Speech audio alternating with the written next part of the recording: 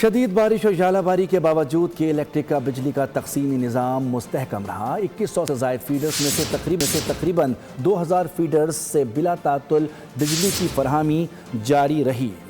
ترجمان کی الیکٹرک عمران رانا کے مطابق بارش اور ژالہ باری کے بعد تقریباً 500 فیڈرز متاثر ہوئے تھے۔ بارش رکتے ہی کے الیکٹرک کی فیلڈ ٹیمیں حرکت میں آئیں، جس کے بعد متاثرہ فیڈرز کی تعداد 120 رہ گئی، جن کی بحالی کے لیے کے الیکٹرک کا عملہ مصروف عمل ہے۔ کراچی میں تقریباً 2100 سے زائد فیڈرز ہیں جو پورے شہر میں بجلی کی سپلائی کرتے ہیں اور شہر کے گزرنما کو کرتے ہیں۔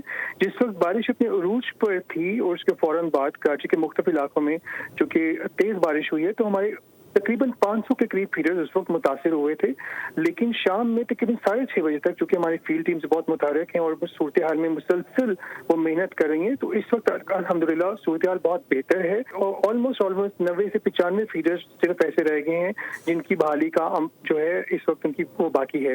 مجموعی طور پر ہماری ٹیمز ایکٹیو ہیں۔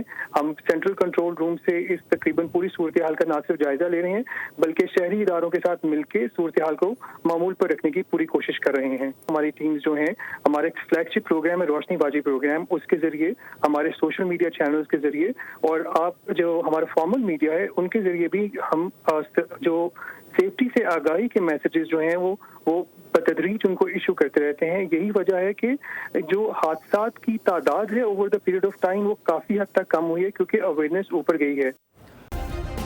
سبسکرائب کریں اور بیل دبائیں تاکہ کوئی خبر رہ نہ جائے۔